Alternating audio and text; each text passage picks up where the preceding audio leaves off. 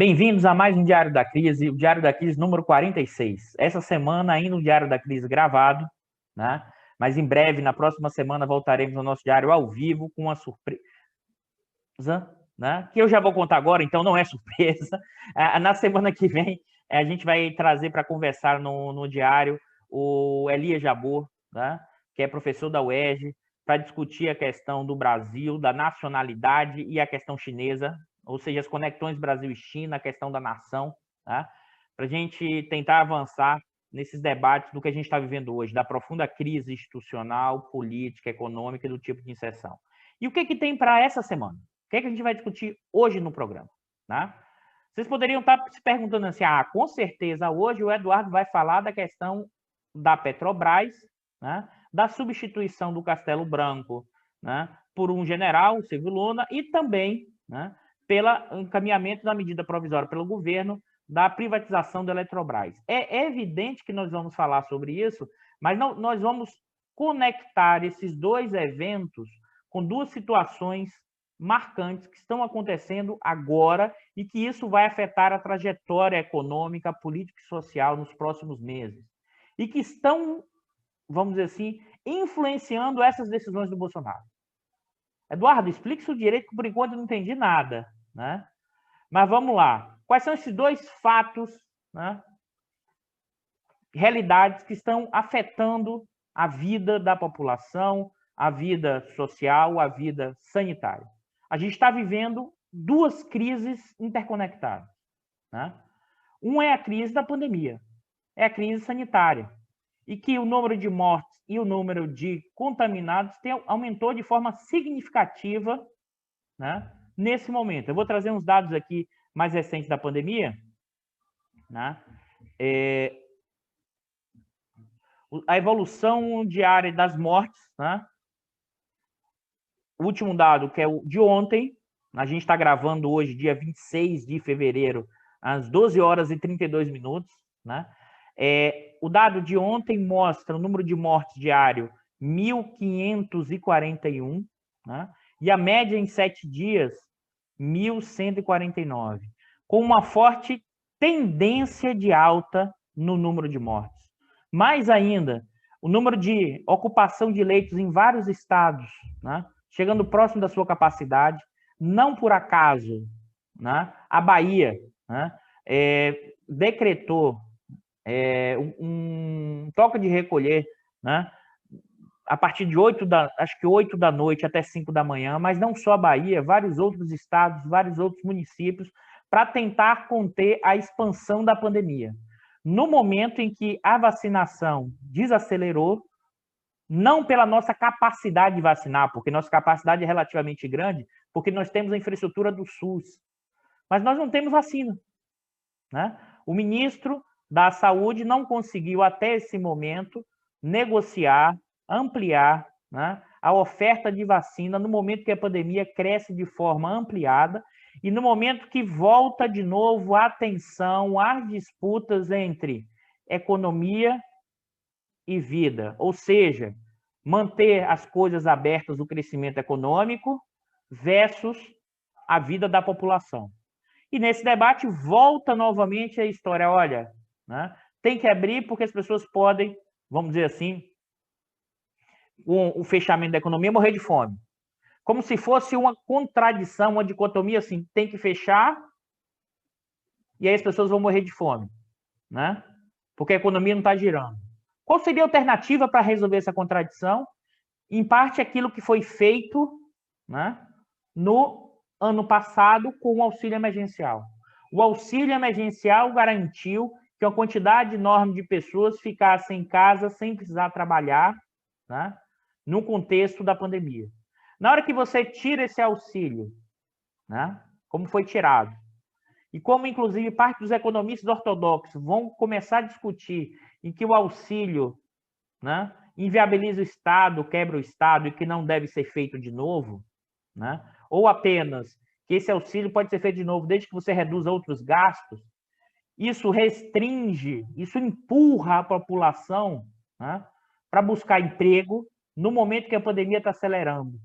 E o discurso é, temos que manter, né, o teto dos gastos, temos que manter, né, o ajuste fiscal e, além de tudo, temos que aumentar o grau de reformas. Né? Não tem nenhum lugar do mundo, nenhum economista, mesmo ortodoxo, o FMI ou o Banco Mundial, que esteja defendendo o tipo de ajuste que a grande imprensa brasileira e os economistas ortodoxos, lá Armínio Fraga, estão defendendo, lá Samuel Pessoa, lá a estilo, né, do Marcos Lisboa, estão defendendo o tipo de ajuste no Brasil. Não existe hoje nem FMI, nem Banco Mundial, nem os mais ortodoxos economistas do mundo defendendo um tipo de ajuste desse tipo no meio da pandemia. Aí o Armínio poderia dizer, não, Eduardo, você usa o coração, né, e não a razão para entender os fatos econômicos. Esse é o discurso ortodoxo. Né? Primeiro, não existe separação entre razão e coração. A razão só existe porque o coração bate. Né? Essa separação é uma falácia, essa separação é quase um ceteris paribus que o economista adora. Aí você vai dizer, não, Eduardo, é porque ele está preocupado com a questão fiscal. Está preocupado com a questão fiscal, mas por quê? Porque a questão fiscal ancora a riqueza deles. Né? Os ativos financeiros. O preço do título da dívida pública. O preço dos ativos financeiros, da dívida privada, das empresas, das debêntures. Então, nesse contexto, né, é nesse contexto que a questão entre vida, né, e economia, ou seja, entre vida e acumulação, de novo retorna. Né? Mas retorna por uma lógica bolsonarista. E por quê? É o exemplo lá do prefeito de Porto Alegre, que diz que tem que abrir mesmo, né? Mas também pelo lado liberal. E por que pelo lado liberal? Olha, não dá para fazer auxílio, tem que fazer ajuste, né? Não tem que levar em conta o coração, tem que levar em conta a razão. E isso implica em quê? Empurrar de novo a população para procurar emprego, que é o nosso outro lado da crise, né? Que se conecta. Que crise é essa? A crise econômica. Ou seja, não tem motor de crescimento, não tem motor de puxar a economia, porque o gasto público está congelado por causa do teto do gasto, o investimento público também, e não vai ser o componente da exportação líquida para isso, porque não puxa o Brasil, é pequeno para puxar. Os gastos das famílias, o consumo das famílias, não vai puxar, as pessoas estão desempregadas, a renda está caindo. Né? Não por acaso, o dado que saiu hoje, né, do IBGE, do desemprego, eu vou mostrar aqui para vocês, vou compartilhar na tela para vocês, mostra exatamente o tamanho do problema que a gente está vivendo. Né? E esses dados que mostram, na verdade, o resultado do último trimestre de 2020, né? Em que está em mil pessoas, ou seja, você tem uma forte redução. Né? Vamos lá, analisar esse dado que saiu hoje. A força de trabalho cai em 6 milhões de pessoas. A ocupação, ou seja, pessoas ocupadas, né? A gente está fazendo a diferença como? O último trimestre do ano em relação ao último trimestre de 2019. Né? Ou seja, pegando um período, né? Comparando antes e depois da pandemia nesse último trimestre. Significa dizer o seguinte, as ocupações caíram em cerca de 8 milhões. 8 milhões, né, deixaram de ter emprego. Mas você vai dizer, Eduardo, tá, desocupados. Mas, além de tudo, você aumentou o número dos desalentados. Né? Ou seja, a ocupação caiu, mas aumentou fortemente, né, a quantidade de pessoas desocupadas, mas também as que migraram para a condição de desalento. Né? Para vocês terem ideia, quando a gente junta, né, com... E o que é o desalento, pessoal? É aquela pessoa que desistiu de procurar, mas gostaria de estar empregado, né, dado uma situação que ele acha que não vai encontrar um emprego. Isso só foi possível e ficar no desalento com um contingente tão grande de pessoas, a gente está falando aqui de mais de 5 milhões de pessoas entraram para o desalento, porque você tinha um auxílio. Né? Como o auxílio acabou, e observe, esse dado a gente está olhando aqui é dezembro, outubro, novembro e dezembro, períodos que o auxílio ainda estava em vigência. Com a retirada do auxílio, os dados de janeiro e fevereiro e março vão mostrar o quê? Uma quantidade enorme de pessoas que não estavam procurando emprego e vão procurar emprego no momento que não tem oferta de trabalho. No momento ainda que a pandemia cresce. Tá? É evidente que as pessoas vão procurar trabalho para não morrer de fome. Mas você tinha, sim, e tem, sim, instrumentos estatais para relativizar isso. Mas você desconsidera, quer seja pela redução do auxílio, a retirada atual, ou no plano do governo Bolsonaro, mas também no plano da elite econômica, dos financistas, dos economistas ortodoxos, né, que significaram representantes desses capitalistas que ganham muito dinheiro com as finanças, né, eles dizem o seguinte: o Estado não pode gastar mais, o Estado não pode gastar nada. E se tiver auxílio, tem que cortar na outra ponta. E o auxílio desse tipo não gera, não vai estimular a economia, você vai tirar dinheiro da economia no momento em que não está gerando dinheiro. Né? Não por acaso, olha, a taxa de desemprego nesse período no Brasil é de 13,9%. Né? Aumentou quase 3 pontos percentuais. Mais ainda, pessoal, essa taxa tende a subir rapidamente agora nesse primeiro trimestre do ano de 2020. Por quê? Pelo que eu falei, porque as pessoas vão sem o auxílio, alguns até conseguiram juntar um dinheirinho, né? Você fala assim, como o Eduardo conseguiu juntar um dinheirinho. Essa coisa de que o pobre é perdulário, gasta mal, gasta muito, isso é invenção de elite brasileira, isso é invenção da Casa Grande. Juntou o dinheirinho porque ele sabe que tem problemas na frente, né? E, além de tudo, só que ele vai começar a procurar. Então, as pessoas voltaram para as ruas, voltaram porque não é porque não existem condições econômicas do Estado de forma de atuação. Voltou porque ele foi empurrado pelo governo Bolsonaro e foi empurrado também pelos liberais brasileiros, que esses liberais brasileiros sim se encontram, né, com os bolsonaristas e com os lavajatistas. Né? Ou seja, se hoje eles estão fazendo uma DR, né, mas eles estão juntinhos desde 2015. Né? A despeito que alguns liberais agora querem tirar a responsabilidade da vitória do Bolsonaro também. Um dos responsáveis são os nossos liberais brasileiros. Tá? E aqui eu queria chamar a atenção para vocês que estão nos assistindo, que é a taxa composta de subutilização da força de trabalho. Ou seja, quase 30% da população em idade ativa, com mais de 14 anos, ela é subutilizada. Ou ela está desocupada, ou ela tem um subemprego e gostaria de trabalhar mais. Né?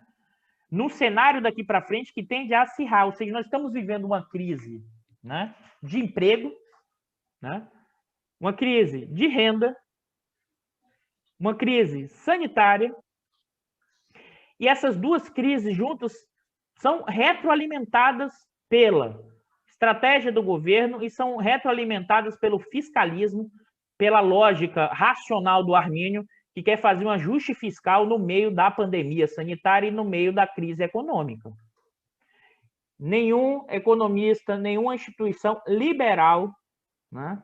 Se você olhar os textos que são escritos hoje no Financial Times, o blog do FMI, os blogs do Banco Mundial, não tem nenhum economista sério que defenda esse tipo de medida no meio da pandemia, no meio da crise econômica. Ou seja, é um tipo de lógica de razão, eu entendo qual é a razão dele é o bolso, ou seja, a razão tem a ver com seus interesses econômicos, né? E é evidente que todo mundo, e aqui é preciso ter claro, todo mundo tem seus interesses econômicos, tá? Os trabalhadores vão querer maiores salários, maior renda, ter emprego. Né? Quem detém ativos financeiros quer que os ativos financeiros rendam mais, fique mais caro, eles ganhem mais dinheiro. Então, aí a razão está associada do Armínio, é evidente, é uma racionalidade mesmo econômica no seu sentido clássico, a busca de manter o ajuste, a busca de reduzir o auxílio, a busca de não gastar, está associado não a crescimento econômico, não a geração de emprego e renda, porque isso não está acontecendo desde 2016 e o governo tem feito isso o tempo inteiro. Tem a ver com defender os seus interesses. Né? Ou seja, é assim que opera, assim que parte da grande imprensa faz. Né? Agora, aí você vai dizer, Eduardo, você poderia agora estar se perguntando, depois desse tempo que eu estou falando assim, mas o que isso tem a ver com a intervenção do Bolsonaro na Petrobras? O que isso tem a ver, né, com a nova medida provisória da privatização da Eletrobras? Que foi o tema da grande imprensa.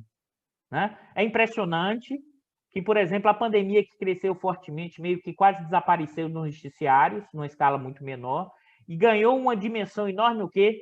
A intervenção política do Bolsonaro, ao ponto que uma matéria da jornal o Globo vai comparar novamente, porque essa é a máxima dos liberais atuais brasileiros, comparar a forma de intervenção do Bolsonaro com a forma de intervenção da Dilma. Tá? É interessante isso, porque isso é falacioso, né? É tentar, é como se fosse o seguinte, fazer um tipo de crítica que bate ao mesmo tempo no Bolsonaro e na esquerda, e se colocando como liberal. Inclusive, me chama muita atenção que isso vai da grande imprensa, mas isso, por exemplo, também vai dos ditos economistas eruditos liberais, como o Gustavo Franco, que vai escrever "O Brasil virou uma Venezuela".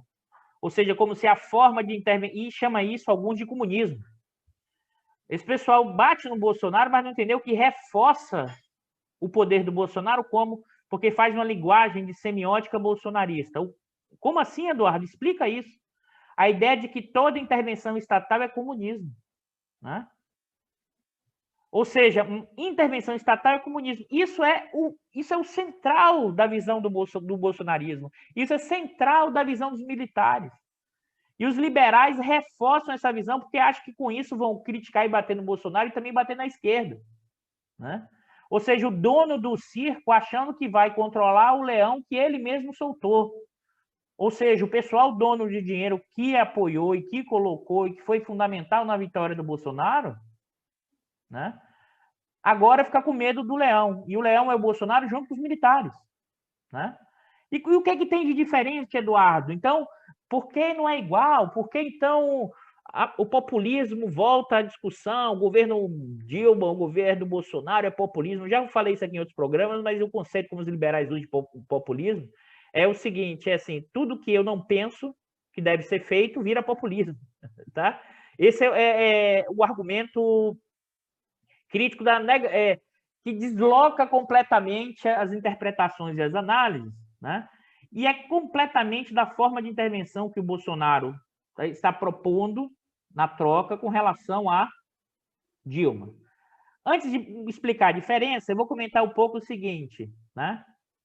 Por que essa grita tão grande? Do Armínio, né? A Globo, a Folha, a Lisboa, a classe média, aqueles que ficavam fazendo day trade, né? Porque esse pessoal todo evocou novamente a máxima do lavajatismo. Qual é a máxima do lavajatismo? Observe bem isso. A separação entre a política e a economia. Não deve se misturar. Qual que é que o lavajatismo fez? Nós somos neutros, nós não somos políticos. Nós estamos o quê? Levando ao bem comum. A separação é... Agora, fiquem pensando comigo, pessoal, que coisa mais insana esse tipo de argumento. Você já imaginou se a dona da Magazine Luiza, a Luiza Trajano, resolvesse trocar o gerente da empresa dela, o gestor da empresa dela, e a imprensa começasse a dizer: isso é intervenção política. Ela não pode trocar o gerente dela. O dono não pode trocar o gestor. Porque isso é intervenção política. Vocês já imaginaram que coisa mais irracional e insana? Ou seja, a dona do Magazine Luiza não poderia trocar o seu gerente, porque o seu gerente seria o quê?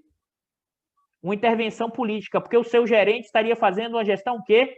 Técnica. Como se a gestão sempre fosse técnica. Eduardo, a gestão é sempre técnica? Pô, pessoal, eu sou graduado em administração, estudei isso por bastante tempo. O gestor usa dimensões técnicas, políticas, aquilo que o debate lá atrás, dos anos 90, né, vai chamar de stakeholders, ou seja, quais são os atores políticos que operam no âmbito da gerência. As decisões técnicas, elas afetam as suas decisões, as suas conexões políticas. E a gerência busca lucratividade, mas também busca o quê? Reduzir tensões e problemas, compatibilizar ganhos. Também é política. Essa visão tacanha, limitada de separar política e economia, né, É evidente que uma parte, a defesa disso, que é um elemento importante para entender o lavajatismo brasileiro, o Armínio está lá defendendo, a Globo está lá defendendo, ao ponto que um dos representantes do Conselho de Administração da Petrobras vai dizer que esse tipo de troca leva ao comunismo. Olha o nível do acionista minoritário. Né? Observe que né, chamando bem a atenção, claro, dessa dinâmica. O que está por trás disso? Eduardo, será que o pessoal não está entendendo o jogo? Não, pelo contrário. Né? Esse pessoal desses grandes fundos, dessas grandes detentores de ativos financeiros estão sim entendendo o jogo. E ao contrário, eles estão pressionando para quê? Não mexa na gestão da Petrobras. Por quê? Porque a atual gestão da Petrobras, ela maximiza o lucro. A empresa Petrobras hoje, a gestão dela já está privatizada. Por quê? Porque ela funciona hoje como um monopólio privado. Né? Ou seja, ela maximiza o lucro. O preço internacional garante o lucro máximo para a Petrobras. Então, ela, inclusive, trabalha abaixo da capacidade, né, com preço mais alto. A questão toda é que a Petrobras não é juridicamente, né, como bem alertou o professor titular de Direito Econômico da USP, o Gilberto Bercovitch, que a gente vai convidar também para estar aqui com a gente no Diário da Crise, é uma empresa de economia mista. A sua função, né, como também já dito pela professora Carmen Aveal, né, professora do Grupo de Energia, falecida professora Carmen Aveal, a empresa estatal ela é bifronte. Ela, ao mesmo tempo, tem interesses privados, porque ela precisa lucrar para manter investimento, mas ela também tem uma função pública. Né? Ela também tem uma função que está associada ao seu controlador, e seu controlador é o Estado. E o Estado tem o interesse, sim, de ter lucro, mas o Estado também tem objetivos associados à política econômica, a desenvolvimento nacional. Há, por exemplo, quando o preço do petróleo sobe muito, criar condições para que isso não seja repassado integralmente para a população. Ainda mais hoje que somos autossuficientes na produção de petróleo e que nossas refinarias precisam apenas de 4% de petróleo importado. Ou seja, isso tudo é produzido no âmbito pré-sal. Né? E nesse contexto, que aqui é importante, essa grita inteira, o final de semana inteiro, né, está associada ao quê? À defesa dos interesses econômicos desses agentes. Né? Ou seja, a defesa dos interesses econômicos de que a Petrobras tem um tipo de gestão apenas privada, maximizando o lucro. E por que isso, Eduardo? Porque a Petrobras e as empresas estatais, elas têm uma participação enorme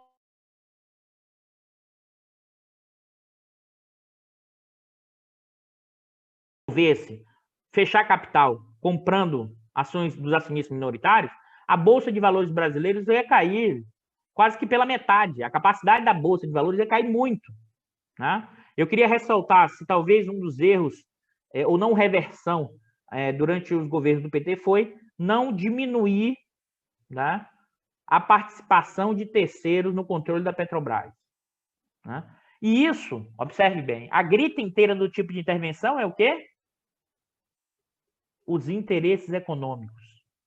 Tá? Ou seja, não é uma discussão política versus economia. A intervenção política é sempre ruim, que é a máxima do lavajatismo. E olha, a gente chegou até hoje aqui fruto dessa visão de mundo. Tá?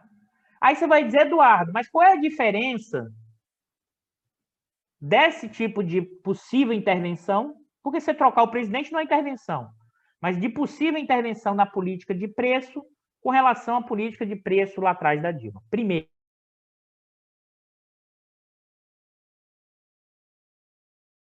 a lógica de funcionamento da Petrobras. Não acho, né, que essa troca e com a entrada do Silvio Luna é muito mais uma pasualização da Petrobras, e essa pasualização tem a ver com o quê? O Silvio Luna vai sim seguir as ordens do chefe. E acho que o Bolsonaro e o Silvio Luna pretendem fazer mudanças na política de preço. Né? E, inclusive, continuar a retórica da privatização. Acho isso inconsistente, porque dificilmente entrará novas compradores com esse tipo de mudança de política de preço, Mas e qual é o fim, qual é o objetivo da mudança da política de preço? Né? Inclusive, é alertado pelo Bicalho, pelo menos o projeto de lei proposto da privatização, que é diferente da privatização que estava proposta anteriormente, defendida pelo Luiz Ferreira, né? Tem sim ali elementos para tentar reduzir preço. Aí você vai dizer, Eduardo, significa então uma girada? Será que os militares e o Bolsonaro agora viraram desenvolvimentistas? Vão mudar o papel estratégico das estatais para o desenvolvimento nacional? Vão aumentar o investimento público? Não, pessoal. Né? O fenômeno não é liberal versus desenvolvimentismo. Isso é o que os manuais falam. Esse tipo de interpretação mais atrapalha do que ajuda. Por quê? Porque no mundo concreto, né, esses símbolos, essas representações, elas não entram na realidade de forma completamente direta. É evidente que o Bolsonaro não é um liberal individualmente, mas é evidente que o Bolsonaro chamou o Guedes para se articular com o andar de cima, e articulou. E o Guedes entregou parte do que prometeu. Só que agora vai ficando cada vez mais difícil entregar o que o Guedes prometeu para o andar de cima, que era a continuidade acelerada das privatizações, as reformas aceleradas. Por quê? Porque a crise sanitária, a pandemia, acelerou as contradições desse tipo de funcionamento. É como se fosse o seguinte, pessoal, eu vou voltar à analogia que eu fiz no último programa, tá? Do circo. Né? Para quem não assistiu, volte lá no Diário da Crise 45. Mas qual é a analogia? Né? No meio disso tudo, no meio da pandemia, e não só da pandemia, se a gente olha de 2011 até 2015, a bilheteria do circo começou a diminuir. Né? Começou a diminuir por quê? Porque agora o dono do circo estava tendo que pagar mais para os malabaristas, estava tendo que pagar mais para os trabalhadores do circo, para os seguranças do circo, porque agora aumentou o salário desses trabalhadores e o dono do circo não conseguia contratar outros trabalhadores para o circo. Por quê? Porque a taxa de desemprego estava mais baixa. E agora, quando a taxa de desemprego mais baixa, eu posso escolher um emprego melhor. Né? Além de tudo, os animais que antes eram utilizados no circo, com as mudanças importantes, não tem mais circo com animais. E esses animais, né, eles tiveram que o quê? Pagar pelo custo desses animais, que agora não rendiam mais nada. Então, aumentou os custos do circo. Né? E não aumentou a receita na mesma proporção. Então, o borderô lá, a bilheteria do cara vis-à-vis os custos do dono do circo, dos donos do circo, né, começou a cair. E ele falou assim, como é que eu resolvo isso? Pô, eu recebi um subsídio lá da energia para pagar menos energia elétrica do circo, mas mesmo assim o custo ainda continua alto. Eu recebi um juros um pouco menor para pagar minha dívida, mas mesmo assim os custos salariais ainda continuaram altos. Né?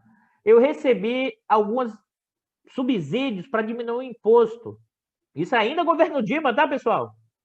Né? O governo de conciliação. Mas mesmo assim, os salários ainda continuaram altos. E mesmo se eu quiser trocar agora o segurança do circo, que cuida lá da entrada, por outro, o outro também vai querer um salário maior. Por quê? Porque a taxa de desemprego está baixa. Aumenta a minha capacidade de escolher o meu trabalho.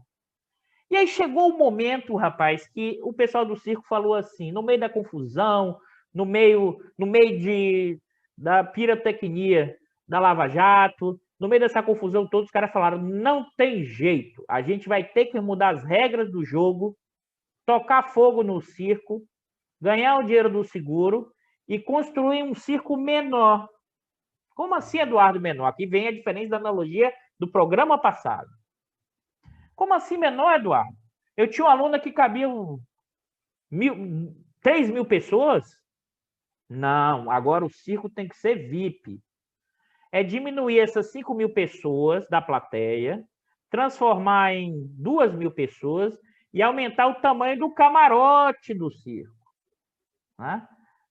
A analogia disso é o padrão FIFA de construção dos estádios da Copa. Né? Como assim, Eduardo? Se você olhar, aumenta fortemente o tamanho da ocupação desses estádios. A reforma, inclusive, tem a ver com isso dos estádios. Aumenta o tamanho dos camarotes vis-à-vis a proporção da do público de cadeira. E mais ainda, encolhe o tamanho do estádio.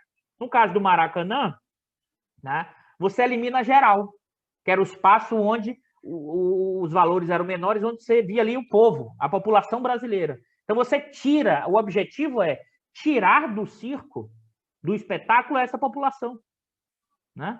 E deixar o circo apenas para o quê? Aqueles que podem pagar mais, né? Só que antes eu tenho que fazer o quê? Tocar fogo no circo, para também ganhar o dinheiro do seguro, né?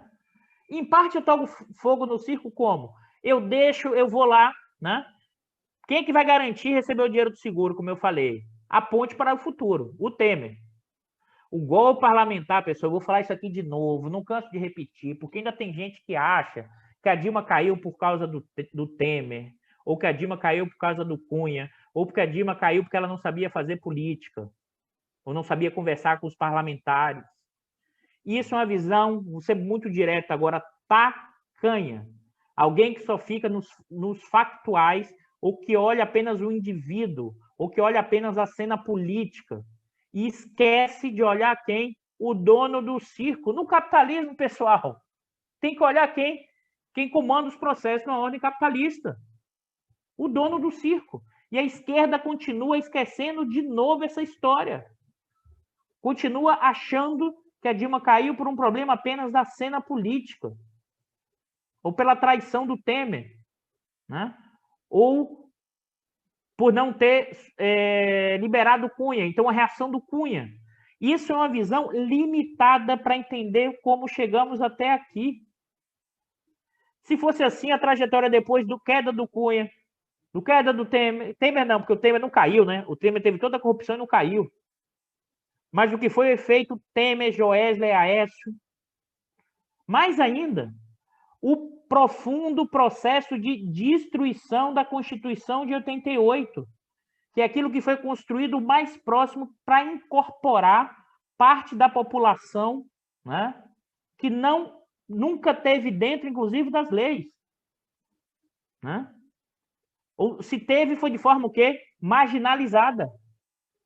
O Código Civil construído lá na virada do século XIX para o XX era para marginalizar, né, as religiões afrodescendentes, era para marginalizar a capoeira, tornar isso tudo marginal, ou seja, a cultura popular, as culturas tradicionais foram tornadas o quê? Marginalizadas ao longo do tempo. E a Constituição de 88, em certa medida, diminuiu isso fortemente. E o que está sob ataque hoje é o quê? É essa Constituição, porque essa garante direitos sociais, essa garante que você precisa ter arrecadação maior e gastos estatais maiores. É uma Constituição que garantiu leis trabalhistas, é por isso que se ataca a lei trabalhista. É a Constituição que garantiu a questão previdenciária. Para quem não sabe, a Constituição de 88 vai criar a Previdência Rural e vai dar um salário mínimo para uma população que nunca contribuiu. Não contribuiu porque não queria, não, pessoal. É porque não tinha condições. Até os anos 50 e 60, tinha muita gente no campo que ganhava com troca de alimentação, não tinha salário, ou é muito gente muito pequeno. O que essa elite hoje faz é o quê? E por que ela está fazendo isso? Porque ela é malvada? Porque ela... Não, porque ela quer aumentar a lucratividade dela. Porque ela está buscando o quê? Independente dos efeitos disso para o conjunto do país, para o conjunto do povo, ela quer o quê? Voltar a aumentar a lucratividade, as taxas de lucro, o processo de acumulação e como ela orbita. E quando eu falo aqui da Casa Grande, não é apenas o capital comercial, mas é também a lógica de funcionamento das nossas frações, mesmo ditas iluministas, progressistas, elas também têm o DNA da Casa Grande no Brasil. Elas têm o DNA. Né? E esse DNA é marcante. A forma ou olham o povo de uma forma idealizada, esses são os mais eruditos ainda, ou idealizada, ou olham como não seres, ou olham como aqueles que vão me servir e tem que ficar quietinho e parado. Não pode ter nenhum direito à revolta. Não, revolta para quê? Isso é patologia. Ele está doente. Como? Ele está aqui para me servir, ele não quer me servir. Né? E isso vale para o bloco no poder do capitalismo brasileiro, e isso não é só o Brasil profundo. Isso é a lógica como opera o nosso andar de cima. Isso fica explícito hoje no meio desse movimento das reformas, mas isso também fica nos seus despachantes, que são os economistas representantes desses interesses, que no meio da pandemia, no meio desse processo, está preocupado com a racionalidade da dívida pública, que na verdade, e que isso supostamente vai gerar baixo crescimento, mas aqui para nós, isso é para garantir o preço dos ativos financeiros, onde eles estão e ganham dinheiro com isso, né? Então, esse contexto, aí voltando para a nossa analogia do circo, é a seguinte, né? Estou querendo reforçar isso porque, novamente, pessoal, novamente, o dono de circo, um dos grandes responsáveis por que estamos aqui hoje, né, desaparece da história. Desaparece da história. Ele ajudou a tocar fogo no circo. Né? E o que é tocar fogo no circo, pessoal? É a forma como o impeachment foi feita em 2016, ou seja, o golpe parlamentar. Porque dali em diante você o quê? Quebrou as regras. Dali em diante, não é que você flexibilizou, não. O STF começou a fazer... Eu não gosto nem de usar o termo reinterpretação, porque você, na verdade, você escreveu de novo a Constituição. Né? Como eu falei para vocês, privatização de subsidiária de empresa estatal foi liberado pelo STF. Mas subsidiária, se você pensar, é controlada pela estatal. Logo, ela é estatal. E está na Constituição. Mas você fez mais uma gambiarra. Desde 2016, a quantidade de gambiarra que está sendo feita no circo, né, está gerando uma profunda instabilidade que pode pegar fogo mesmo no momento em que o dono do circo não quer tocar fogo. As gambiarras são gigantescas. Você foi mudando as regras do jogo o tempo inteiro. Cada agente, e aí você foi destruindo a credibilidade institucional. Né? Você foi destruindo as regras, você destruindo o Estado de Direito. Isso a gente já tinha alertado, e o Ricardo está aqui no back-office, a gente já tem conversado sobre isso desde 2015. E as pessoas, inclusive, achavam, não, é exagero, é exagero. Pessoal, olha a possibilidade que a Vaza Jato mostrou, ainda passiva de apuração, mas o que está na denúncia recente é da possibilidade de uma delegada da Lava Jato ter criado um depoimento. Uma mesma delegada, para quem não se lembra, que investigou a Universidade de Santa Catarina no caso emblemático do suicídio do reitor. Né? Observe o tamanho da suposta lógica de que os fins justificam os meios.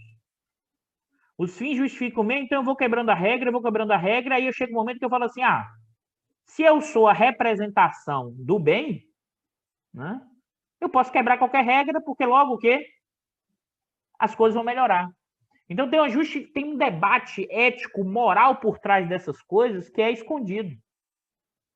Mas é evidente que, além da questão ética e moral, é bom sempre lembrar, não pode esquecer que o pessoal da Lava Jato, que naquele momento era o Leão, em 2016, observe, porque o Leão também muda de posição, tá, pessoal? O Leão não é estático. O Leão, lá em 2016, quem era o Leão? Né? Do circo, e que abriu-se a jaula, no meio do picadeiro. O Leão era a Lava Jato. E ela foi gerando instabilidade, ela foi gerando confusão, ela foi gerando caos. Né? Inclusive ameaçando, às vezes, comer até o dono do circo. Né? Até pegou alguns dos sócios proprietários do circo, né? Principalmente aqueles vinculados a setores do petróleo e gás brasileiro, vinculado a uma parte da indústria nacional. Até pegou e mordeu forte. Inclusive, destruiu parte da indústria nacional do setor de petróleo e gás. Pegou um dos sócios do circo. Né? Mas os donos, os acionistas majoritários do circo, continuaram operando. E depois, aqui é importante, pararam o Leão. E disseram assim, seu Leão, agora você vai virar gatinho, para com isso. Principalmente a partir do efeito Joesley Temer Aécio. Como já falei no último programa, uma parte enorme do pessoal do dinheiro, da Folha, desses economistas liberais, passaram a dizer, né? Inclusive, vários jornalistas passaram a dizer, só a partir desse evento, tá? Antes não vale.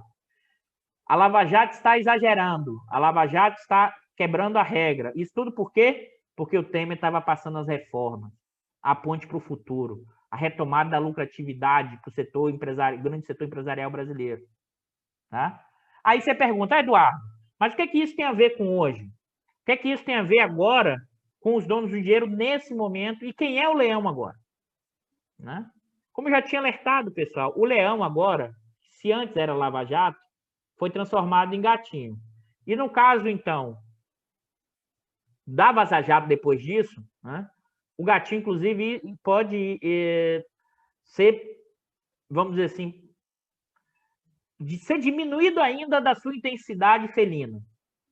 Mas você vai dizer, ah, não, comprar outro leão. É claro que comprar outro leão.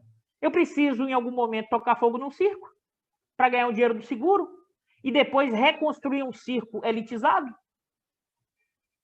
Né? E quem é esse novo leão? Surgiu da onde esse novo leão? Né? Esse novo leão, na nossa trajetória, e observe, pessoal, o tempo inteiro nesse movimento de estabilidade, né, surge em 2018. Aí eu sei que alguém vai dizer que já o Bolsonaro já antes era candidato, mas, pessoal, a minha hipótese é o Bolsonaro não teria chance nenhuma sem um efeito Temer, Aécio, Joesley. Ali uma parte da população falou assim, é tudo corrupto mesmo, vou votar em alguém outsider. O Moro, se quisesse ali sair ser candidato, ganharia. O Luciano Huck ali teria uma chance enorme de ganhar. Eles perderam o bonde deles. Perderam o bonde da história porque eles não entenderam o funcionamento do processo. Inclusive, o Moro achou que ele era o super-herói, a encarnação do bem e do mal, porque se todo mundo está dizendo que ele é, porque ele não vai ser, porque ele não acha que não vai ser. O super inteligente então, resolveu, inclusive, entrar numa barca furada, sendo ministro do Bolsonaro.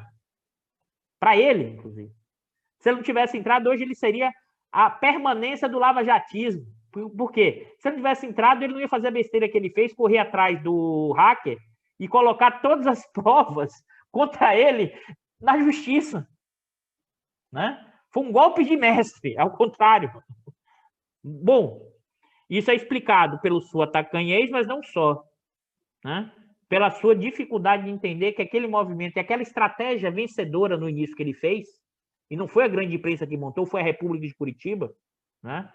Só teve esse sucesso, quer seja por efeitos externos, que a gente não vai entrar aqui, que são as transferências de informações do FBI e das agências internacionais, né?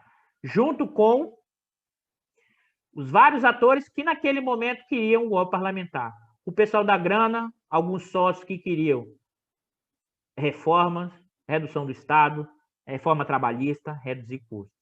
O pessoal do sistema político, que naquele momento queria, porque queria, inclusive, parar a Lava Jato. E não conseguiu, naquele momento, depois o Temer é a expressão disso. Né? A classe média, achando que deteriorou as condições, porque a inflação subiu. Essa história agora de pobre está no mesmo espaço do que eu penso a classe média. Pô, não dá. Esse pessoal é rude, esse pessoal é bruto, esse pessoal não tem a finesse. Além de tudo, acho que são iguais. Agora o garçom olha no olho, me olha no olho, como se fosse igual. Porque a classe média expressa uma conexão direta do que pensa o andar de cima. Só que o andar de cima, quando é dito mais erudito, faz o rococó. Mas agora, né, nesse momento, eles estão pregando o quê? Não fecha, sem auxílio emergencial, e isso é mandar o povo para a morte. Né? O que implica isso? Que eu acho fundamental a gente entender aqui, voltando para essa história. Quem virou, então, o leão? O Twitter do Vilas Boas é o ponto de demarcação histórica, em 2018. Porque ali ficou claro que as Forças Armadas, o Exército principalmente, junto com o Bolsonaro, encamparam o projeto do Bolsonaro. Então, o leão não é só o Bolsonaro. O leão virou o quê? O Bolsonaro junto com outro leão, né? Que eles são parceiros, né? Eles são chapas, eles são próximos e eles têm interesses específicos. Eles querem cada vez o quê? Ter um bifão, um jantar maior. Ah, caçar comunista? Tá bom, vamos lá, vamos ver se a gente caça ou não. Ver se tem alguém na plateia lá que é comunista, vamos ver se a gente vai caçar ou não. Mas a gente quer que o dono do circo nos dê um bifão maior. Tá? E esse bifão maior, né, nessa conexão, para quem eu faço isso para fazer essa intermediação? O Guedes. Né? Logo, o pessoal, o dono de dinheiro, sim, né, apostou nesses leões. Esses leões que o quê? Que, em alguns momentos e hoje, está até ameaçando comer o dono do circo. Ameaçando. Ainda pouco. Ou pelo menos dizendo o seguinte, você vai ter que me dar um bife maior, ou aumenta a tensão nesse processo. É o que a gente está vivendo hoje. E por que hoje? Porque aquilo que a gente já tinha falado há bastante tempo, o Bolsonaro, né? E a lógica do Bolsonaro é uma lógica que está associada ao que ele sabe, que esse andar de cima, se puder descartá-lo, vai descartá-lo. Ele sabe disso.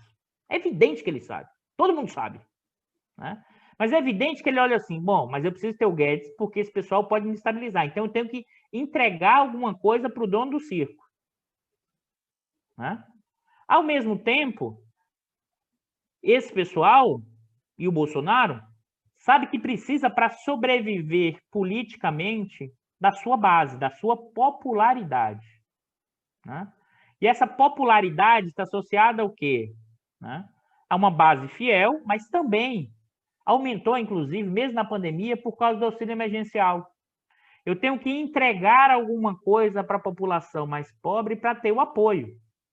Alguns vão chamar isso de populismo, né? Que é um conceito completamente sem noção para fazer essa história. Imagina assim, política que segura a renda no meio da pandemia é populismo, pessoal? Né? Não é. Só que, claro, o Bolsonaro percebeu que isso lhe rende frutos. A intervenção na Petrobras, a intervenção, né, nas mudanças regulatórias para a privatização da Petrobras na medida provisória, é uma sinalização que é o seguinte: acabou o auxílio, os preços estão subindo, o desemprego está aumentando, a popularidade do Bolsonaro começou a cair. Né? Isso significou o quê? O Bolsonaro começou a perceber que era necessário configurar preços, que é completamente diferente do quanto a Petrobras tinha uma estratégia de desenvolvimento nacional. Agora não. Agora é o quê? Buscar reduzir preços para que a plateia, né, fique satisfeita, né, inclusive com um possível circo novo. Que a plateia fique satisfeita com essa configuração. É evidente que se o Bolsonaro tiver de escolher entre dar o auxílio, né, e manter o ajuste fiscal, o Bolsonaro irá dar o auxílio quebrando o ajuste fiscal, porque ele precisa dessa plateia, ou seja, parte dessa popularidade para tentar se reeleger e para se manter no poder. Então, vai aumentar a tensão entre o leão e o dono do circo. Né? Ao mesmo tempo, a plateia vai começar a perceber, e aqui eu queria ressaltar isso, que o novo circo não cabe todo mundo. Né?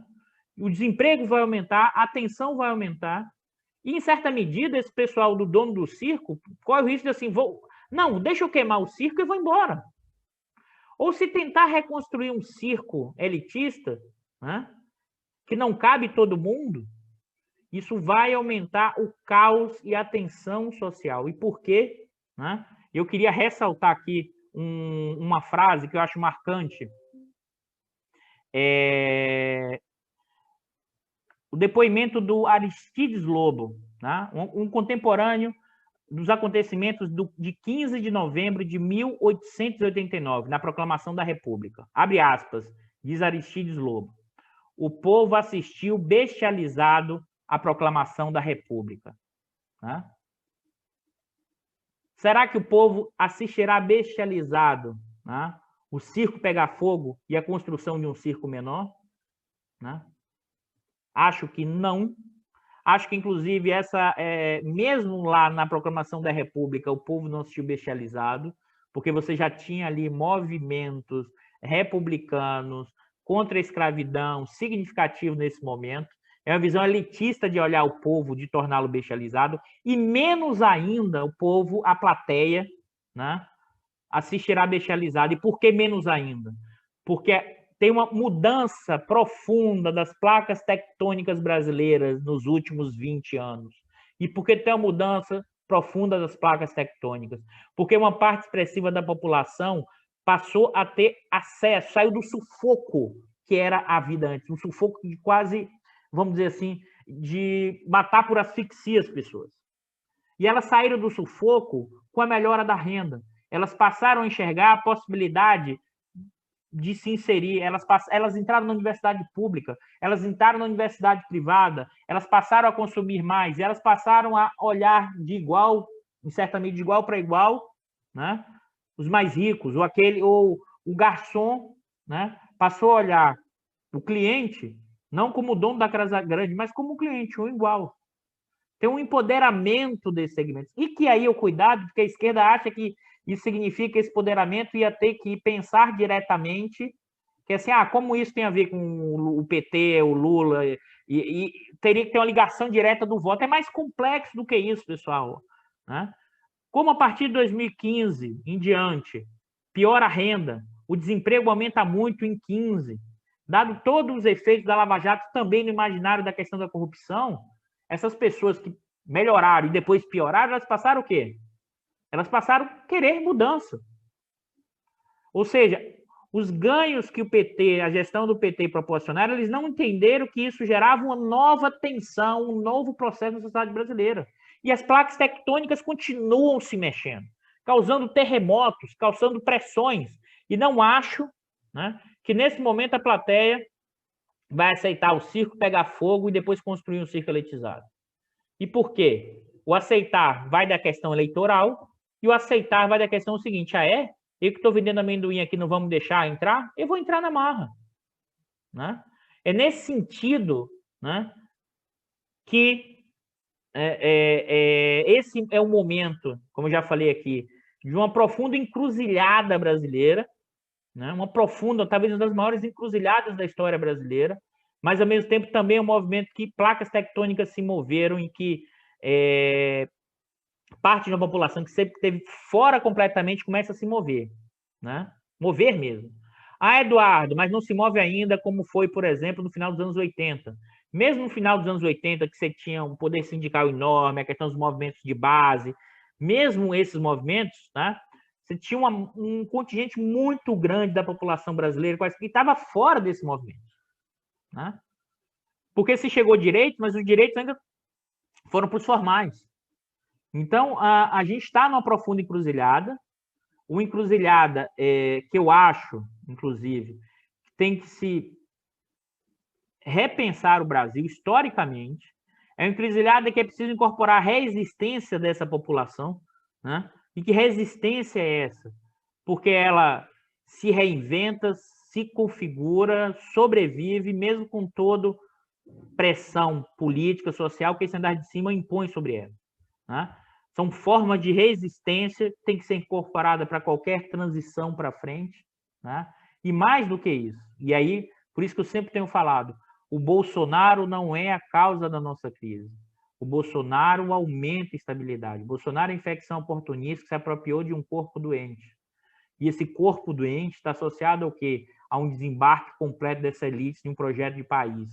Mais ainda, é a tentativa de reintroduzir a lógica da casa grande para a gestão do capitalismo brasileiro, da exclusão completa, ou seja, transformar uma economia que alcance no máximo 60 milhões de pessoas e deixe completamente fora um trabalho precário, no desalento, 140 milhões de pessoas. Esse é o circo que eles estão tentando criar. E que, na verdade, né, as formas de intervenção do Bolsonaro não é para construir um circo mais amplo. Ele, na verdade, ele está se preocupando em quê? Em continuar sendo o leão, para ter o bife gordo dele, como os militares. E é evidente que isso aumenta a tensão, por quê? Porque quando o Bolsonaro traz mais gente para dentro das suas armadas, o dono do circo fala assim, pô, o leão agora ficou maior, o leão está comendo bem, e se ele resolver me comer? Né? Ao mesmo tempo, esses donos do circo, seus representantes, ou seja, os acionistas desse circo e seus corretores, quem compra, vende ações, quem faz a gestão dos ativos financeiros desses proprietários, querem o quê? Querem manter o preço do circo, os ativos do circo, no preço alto.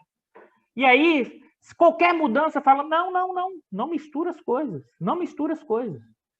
Porque o jogo vamos tocar fogo no circo e construir um circo menor. E você só consegue isso como? Na porrada. Então, precisa de um leão que precisa ameaçar a plateia, que precisa ameaçar quem faz a crítica.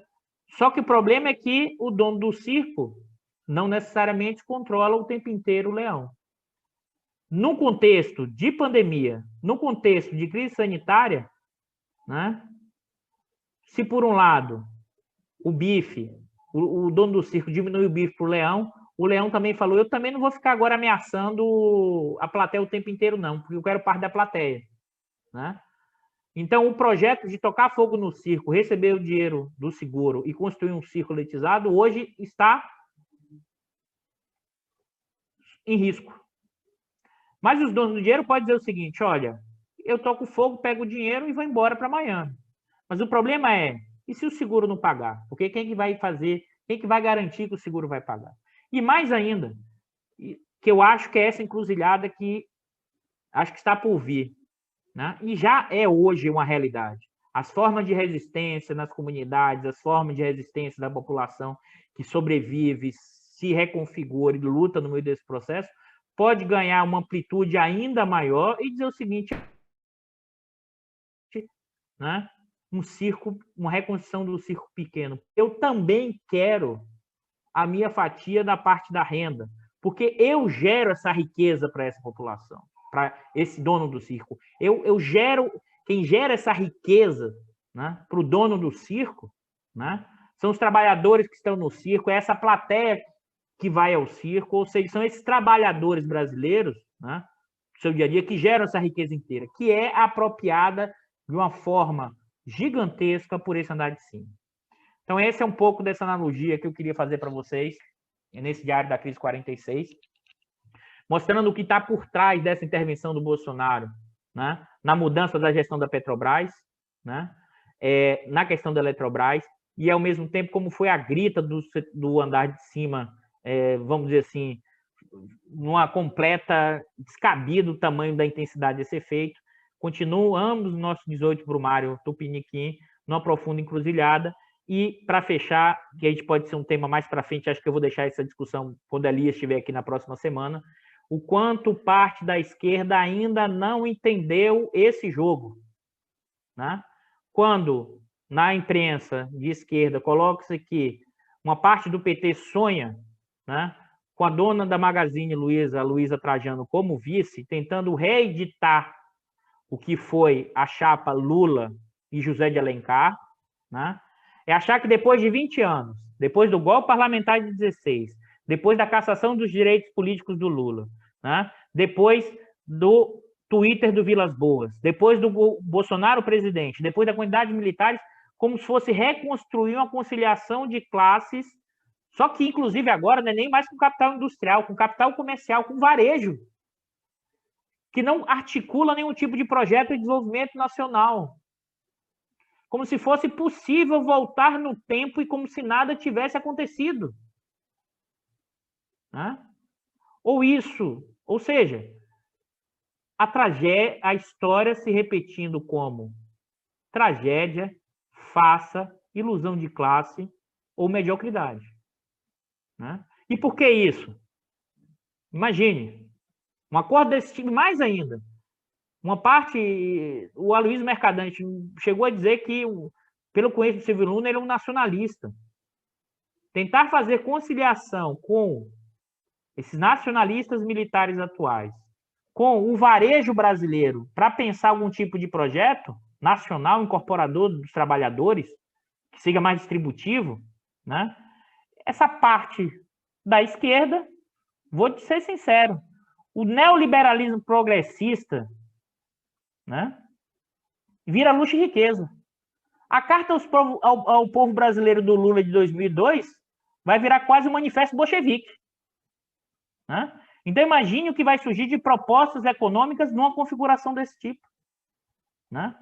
E mais ainda, como se o andar de cima quisesse fazer o tipo de negociação. Não, pessoal. O dono do circo quer tocar fogo no circo para construir um circo menor.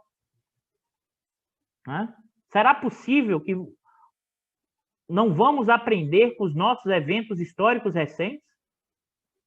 Com a democracia restrita que temos? E vamos colocar a culpa dos problemas inteiros ou no Temer, ou no Aécio, ou no Cunha, ou na dificuldade da Dilma de negociar com os parlamentares? Tá? Acho isso fundamental e a gente volta a discutir esse ponto, essa tensão do campo das esquerdas, inclusive no próximo programa, no próximo diário, com o nosso convidado Elias Jabbour. É isso, pessoal. E vamos lá. Marquem o sininho do canal do Instituto, se inscrevam se gostaram do vídeo. O Diário da Crise é um programa, além de vários outros programas do canal de Estudo de Economia. Então, foi lançado recentemente o programa sobre sistema financeiro, simplificação, com o professor Norberto. Acabou de sair um vídeo recente, mas também os outros programas, o Conversa do Mundo Contemporâneo, que eu participo junto com o Bicalho, com o professor Baixo, com o professor Numa. E tem um conjunto enorme de programas que o Estudo de Economia tem produzido, o Grupo de Conjuntura, que faz análise de conjuntura semanalmente, né? O que significa dizer que tem um conjunto enorme de conhecimento que a universidade produz, e o objetivo do canal é o quê? Sair dos muros da universidade e levar esse conhecimento para o conjunto da população, ou seja, ampliando, né, o que nós somos pagos para fazer, que é levar conhecimento, pesquisa e debate para o conjunto da população. É isso, pessoal. Obrigado.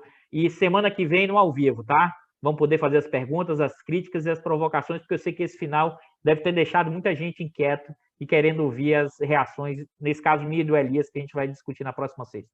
Abraço a todos e bom final de semana. E se cuidem por causa da pandemia, que está crescendo fortemente. Tome o máximo de cuidado possível. É isso, pessoal.